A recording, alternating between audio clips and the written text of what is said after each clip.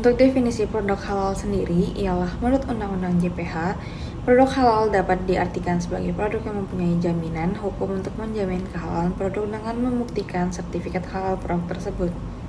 Tetapi dalam Al-Quran disebutkan bahwa minuman dan makanan yang haram seperti bangkai, darah, daging hewan yang disembelih tanpa menyebut nama Allah, dan daging hewan yang diharamkan untuk dikonsumsi, serta minuman yang memabukkan seperti khamar, maka segala sesuatu yang ada di muka bumi ini dapat dikatakan halal, kecuali yang telah dinyatakan secara jelas dalam Al-Quran dan hadis bahwa hal tersebut adalah haram.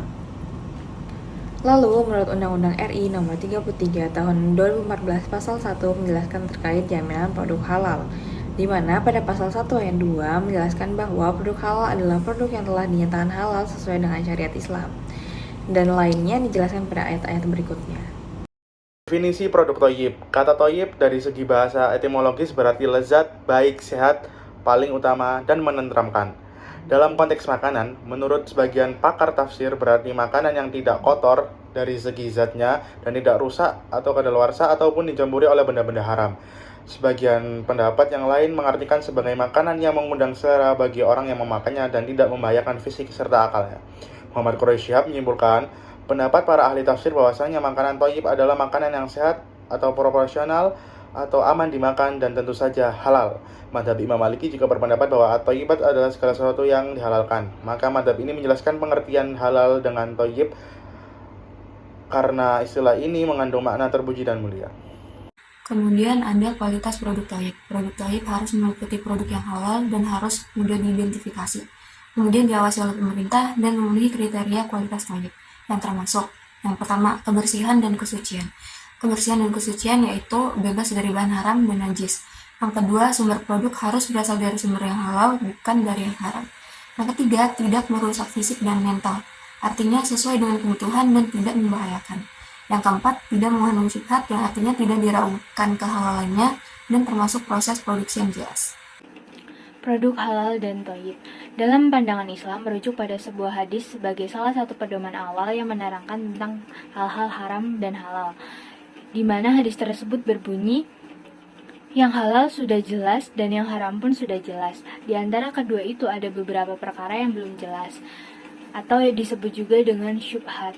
Hal-hal yang syubhat tidak diketahui oleh sebagian besar manusia, maka barang siapa yang takut melakukan kesyubhatan berarti ia telah menjaga dirinya dari suatu yang mencemarkan kehormatan pribadi dirinya sendiri dan agamanya. Dan barang siapa yang telah jatuh ke dalam kesyubhatan, maka ia telah jatuh ke dalam keharaman, sebagaimana contohnya seorang pengembala yang menggembala di sekitar tempat terlarang, maka diragukan ternaknya itu dimakan di tempat yang terlarang tadi. Hadis riwayat Bukhari dan Muslim. Adapun produk halal adalah produk yang memenuhi syarat kehalalan sesuai dengan syariat Islam. Kehalalan suatu produk diantaranya tidak mengandung hal-hal yang bertentangan dengan syariat Islam, sedangkan thayyib itu sendiri berupa kebijakan atau kemuliaan, keberkahan, dan juga nikmat.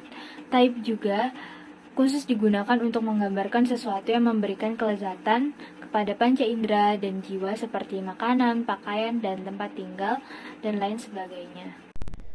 Yang terakhir yaitu strategi inovasi produk. Menurut Kotler, inovasi produk adalah gabungan dari berbagai macam proses yang saling mempengaruhi antara yang satu dengan yang lain.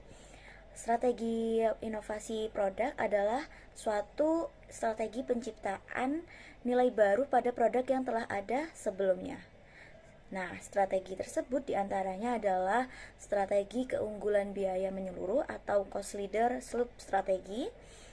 Yang kedua, strategi diferensiasi atau differentiation strategi. Dan yang ketiga ada strategi fokus atau market segmentation strategis. Adapun menurut Kotler dan Armstrong, inovasi produk terdiri dari beberapa indikator, yaitu yang pertama, kualitas produk atau kemampuan suatu produk dalam melakukan fungsi-fungsinya yang meliputi daya tahan, keandalan, dan ketelitian yang dihasilkan produk tersebut. Yang kedua, varian produk atau sarana kompetitif untuk membedakan produk satu dengan yang lain atau antara produk yang dimiliki dengan produk pesaing. Terus yang ketiga, gaya dan desain produk. Cara lain dalam menambah nilai bagi pelanggan. Gaya hanya menjelaskan penampilan produk tertentu, sedangkan desain memiliki konsep yang lebih dari gaya.